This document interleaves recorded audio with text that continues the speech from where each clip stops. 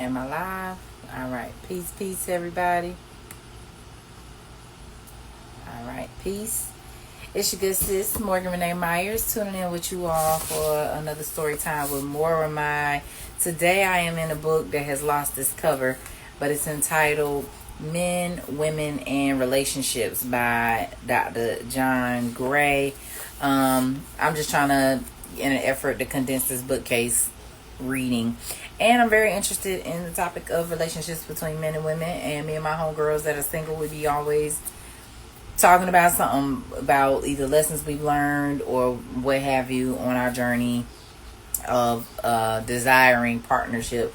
And so I just thought this would be a good book to read. So I'm going to hop right into it. Now I am going to read the preface, the introduction, and then the first chapter, which is The Art of Loving an Alien Being. So let's get right into it. Men, Women, and Relationships by John Gray, PhD. So this is the preface. My father's death has become, in my mind, an allegory for the purpose of this book. My generous, compassionate father was robbed by a hitchhiker and then left to die in the trunk of his car of heat asphyxiation.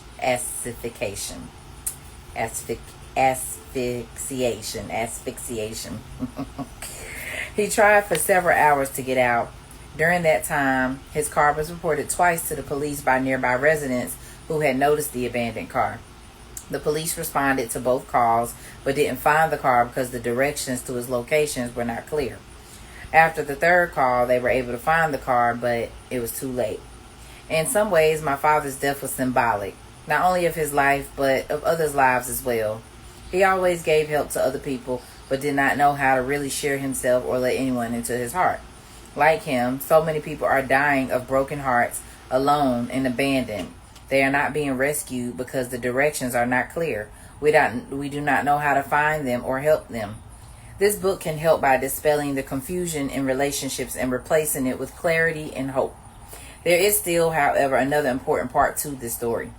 Returning home for the funeral, I went out to the car to see how my father died. I climbed in the trunk and pulled shut the hood to feel what he must have gone through. I ran my fingers over the dents where he had banged on the trunk top to get help. I felt his aloneness. Rarely in his life had my dad asked for help. Still in the trunk, I saw where he had broken out the back light to get air. I instinctively stretched my hand out through the hole he had made.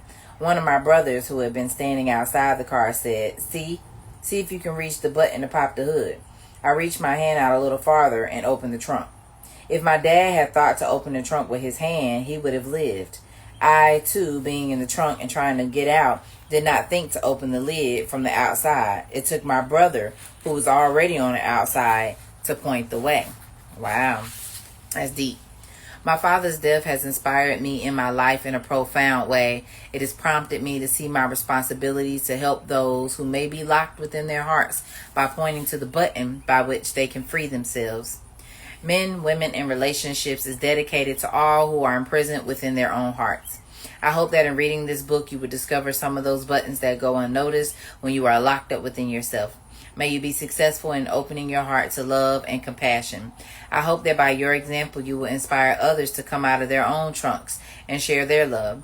This book is also dedicated to those light bearers who are already on the outside trying to help others free themselves. May these pages I lost my spot. May these pages support your efforts and enhance your work. Writing this book and testing out its new insights, skills, and strategies has been for me a rich and fantastic journey. It has taken me to many heights, through many valleys and storms, into lands of sunshine, beauty, love, and trust.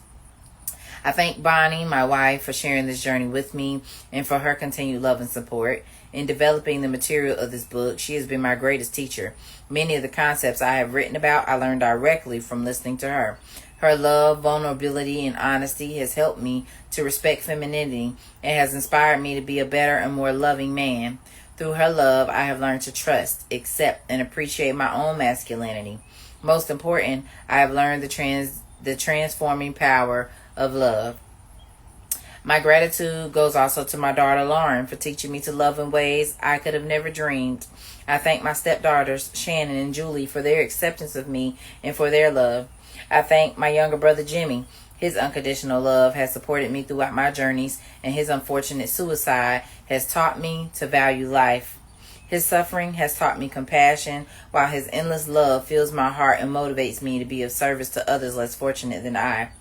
Heartfelt thanks goes also to my mother, Virginia Gray, whose unconditional acceptance and continued support has helped me become the man I am. I thank her for spirituality and for being an example of selfless giving.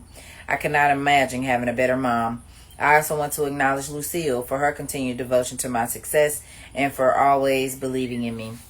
I thank my clients whose stories I share in this book and the many thousands of participants in my seminars who have trusted the ideas in this book and have proven their effectiveness. To all of them goes my deep appreciation. Okay, I'm going to skip to the end. He's thanking, in conclusion, thank you for making a difference in your life. All right.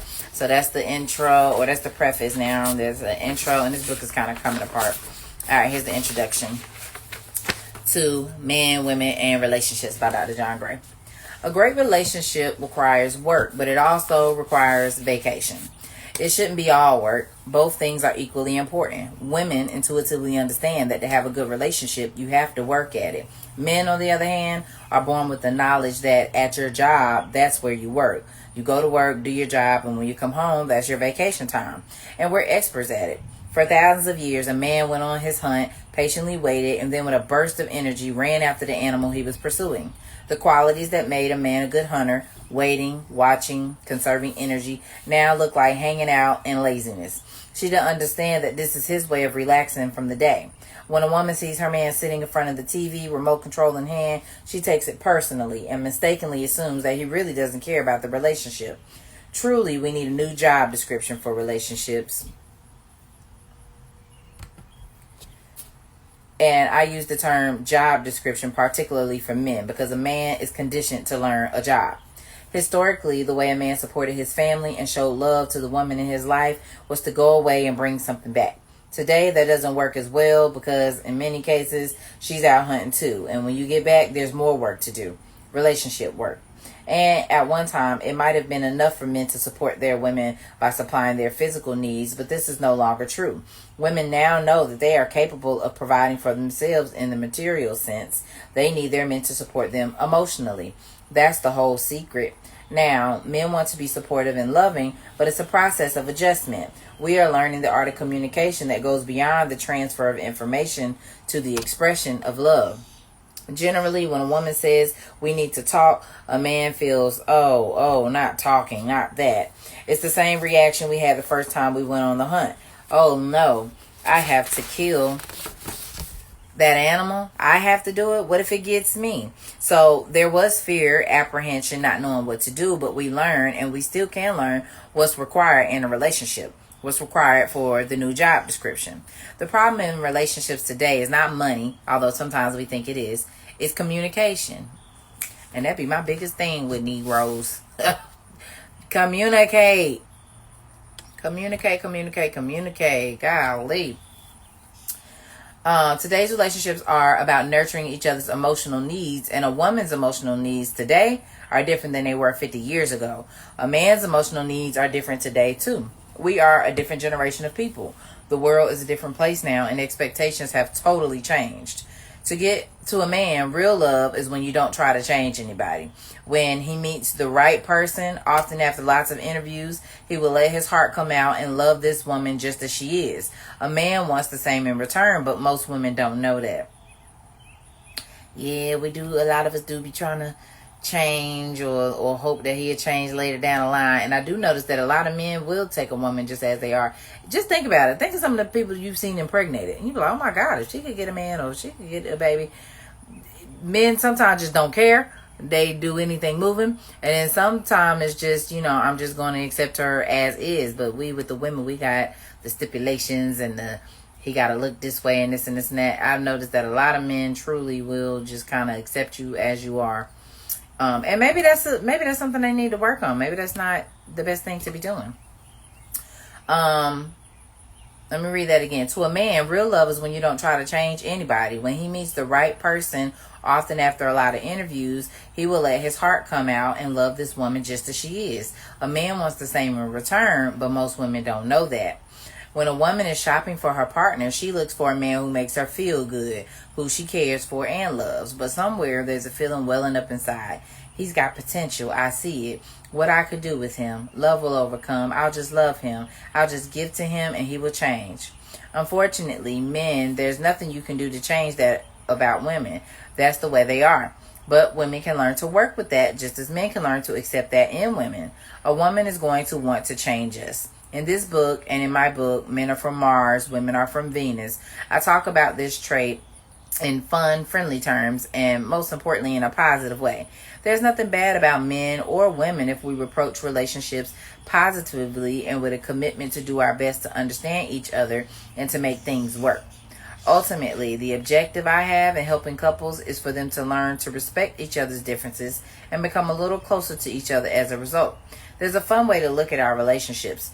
During those moments when you want to pull your hair out, when you wonder what's going wrong, why this isn't working out, and you think maybe we're just not right for each other, maybe we're just too different, that's the time to remember that maybe your partner is from another planet. Men are from Mars and women are from Venus, and on these planets we have different customs.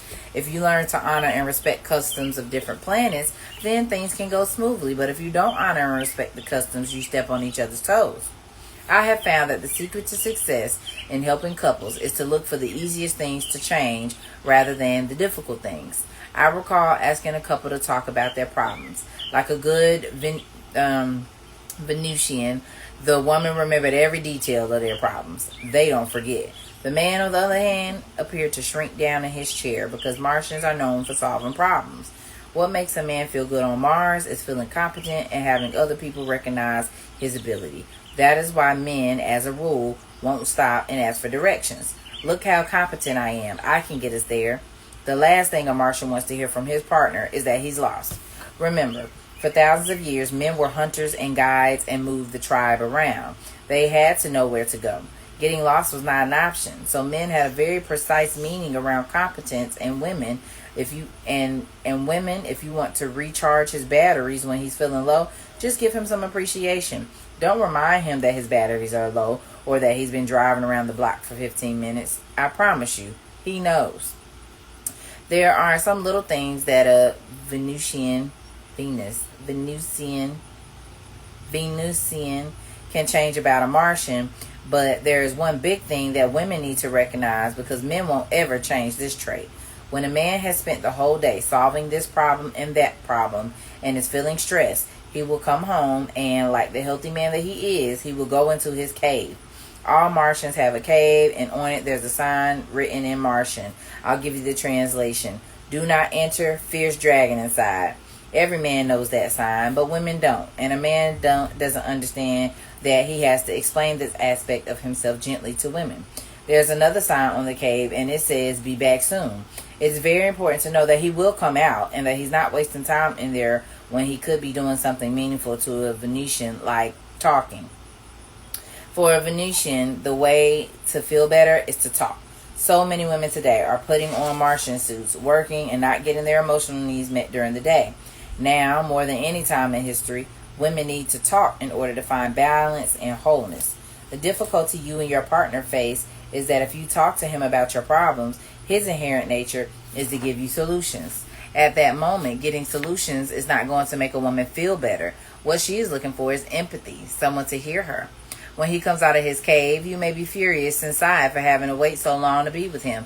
You may even walk off to build your own cave to punish him for not wanting to talk to you. When this happened in my own marriage 8 years ago, I was just learning about caves and my wife's needs. I came out of my cave and my wife went off. I thought, great, I can just I just can't watch TV. I didn't know I was being punished. Days passed and we were hardly talking at all. I thought, now this is really peaceful. It's like going on a fishing trip. A few days later, when I approached her in a sexual way, I discovered that she had been silent because she was upset with me. The gift we can give ourselves is to know that we are also human, that men and women sometimes forget these differences exist. We also need to remember that we don't change overnight. When people make mistakes, they just need another chance, particularly when you are dealing with the difference between the sexes. It is also important to know that you don't have to take everything your partner is saying personally. Knowing that I'm a Martian, my wife will say to me, "You don't have to solve these problems. This isn't your fault. I just need to talk about this. I'm already starting to feel better." And I say, "You are?" And she says, "Yeah." And I think, all right. I hope this book will provide you with valuable insights and tools that you can use to better all your relationships, to gain greater self-esteem, and to understand the changes that men and women are going through, and to appreciate the unique qualities that make us who we are. John Gray, PhD, September 30th, 1993, Mill Valley, California. That's his intro to this book. And so now we're about to read chapter 1. The Art of Loving an Alien Being. People are different. Recognizing this fundamental truth is essential for creating positive and loving relationships. In practice, however, we do not fully acknowledge that people differ from us. Instead, we are bent upon changing one another. We resent, resist, and reject each other's differences. We demand that the people in our lives feel, think, and behave as we would. And when they react differently, we make them wrong or invalidate them. We try to fix them when they really need understanding and nurturing. We try to improve them when instead they need acceptance, appreciation, and trust.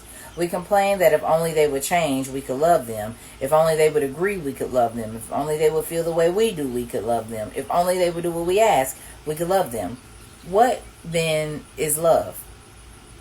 Is love accepting and appreciating a person only when they fulfill our expectations? Is love the act of changing a person into what we want rather than what they choose to be? Is love caring for or trusting a person because they think and feel the way we do? Certainly this is not love. It may feel like love to the giver, but not to the receiver. Real love is unconditional. It does not demand, but affirms and values. Unconditional love is not possible without the recognition and acceptance of our differences. As long as we mistakenly believe that our loved ones would be better off thinking, feeling, and behaving the way we do, true love is obstructed. Once we realize that not only are people different, but they are supposed to be that way, the obstacles to real love begin to fall away. How we are different. Once we accept that people are different, we can begin to seriously explore how we are different. Ultimately, all human beings are unique. And it is impossible to categorize them.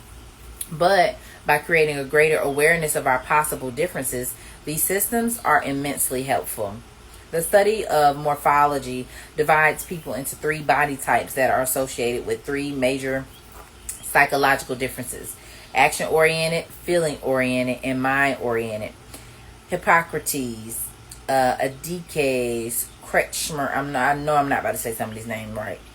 Kretschmer, how do you even say that? Kretschmer, Spranger, Adler, and Jung classify our differences by 4 temperaments, generalized by some as physical, feeling, thinking, and intuitive. The widely used Myers-Briggs indicator expands these 4 into 16. The ancient practice of astrology describes 12 psychological types. Sufi teachings recognize 9 basic psychological types called the Enneagram. Many contemporary personal growth and business seminars describe the following 4 types: supporter, promoter, controller, and analyzer. It is proposed that the individual potentially possesses all of these qualities, and with a greater awareness, he or she can choose to develop and integrate them. Some, however, oppose categorizing people, since this may limit them or box them in. To say one person is analytical while another is emotional may give rise to judgment. This fear arises because experience tells us that when we are being judged as less than another, it is because we are being categorized in some way. We are being seen as different. Hence, we fear being different. From one perspective, judgments and prejudice are associated with differences. But at a deeper level, we can clearly see that the original cause of these judgments is non-acceptance and non-appreciation of our differences.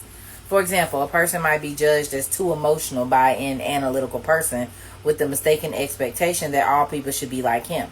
This belief makes him incapable of truly appreciating or respecting an emotional person. In a similar way, an emotional person might judge an analytical person as too analytical because the emotional person is not appreciating their differences. Though the acknowledgement of differences can be perceived as a threat, it is not. Though through accepting that people are different, we are freed from the compulsion to change them. When we are not preoccupied with changing others, we are free to appreciate their unique values. Ultimately, the recognition of differences among people allows us to release our judgments. Unity in diversity. Accepting our psychological differences frees us to experience an underlying oneness that permeates our relationships. In an abstract way, we are all the same. In every spiritual teaching is an acknowledgement of that oneness. Deep within, we feel a spiritual oneness with our fellow humans. When we read of children suffering from hunger, we feel in our hearts the pain we would feel if they were our own children. Ultimately, we are all motivated to break free from the chains that separate us and to realize our oneness. This opening of the heart is really an awareness that what is outside us is also inside us. The quest to open the heart takes a variety of forms. The path to enlightenment, the quest for God, the dream of happy marriage, finding one's soulmate, or creating a loving family. In each example, one is inexplicably drawn to something in someone else. The seeker of enlightenment is drawn to a teacher because the teacher embodies something within the student that the seeker is to realize. Through loving and understanding the teacher or the teaching, the seeker is indirectly loving and accepting those very qualities within himself. Gradually, the seeker finds what he seeks within his own being. In this way, we are inevitably drawn to that which we need to awaken within ourselves. A man separated from his female qualities becomes detached and cold. He seeks relief through union with a woman's softness and warmth.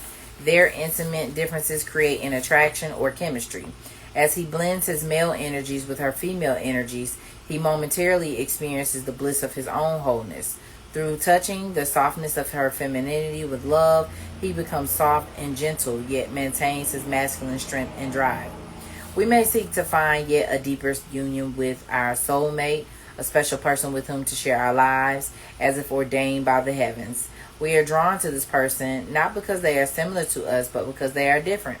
Our soulmate embodies qualities and attributes that we unconsciously seek to find within ourselves. Through loving this person, we begin to accept and awaken those same qualities hidden within our own beings. This discovery of self brings us greater fulfillment. Although love allows us to integrate within ourselves the qualities of the loved, its prerequisite is an awareness of difference. We are drawn to that which is different. Our challenge is to understand, accept, and appreciate those differences, and then they will naturally emerge within ourselves. This is a challenge because the process is not always easy. Intense attraction to someone is a sign that there are many differences to harmonize, many conflicts to resolve. Attraction is not under our control. We can make sure, however, that when there is attraction, there are lessons to learn and discoveries to be made. Because we are attracted to people who are unlike ourselves, the fundamental basis for enriching relationships is the acknowledgement that people are different. This book will explore the common differences between men and women. Through respecting, accepting, and appreciating these differences, many of the problems that plague our relationships can be solved. Certainly, all women are not the same, nor are all men the same, but in very general ways, men and women differ from each other. Through increasing your awareness of these differences and the ways they apply to the people in your life, confusion between the sexes begins to clear up. Important questions can be answered, judgments can be released, and conflict can be successfully resolved and eventually avoided. Okay, so I think this is a long chapter. Let me see. It is. So I'm going to stop right there and we'll just pick back up a little later. Thank y'all so much for tuning in to Men, Women, and Relationships. And I'll tune in again with you guys real soon. All right. Peace and love.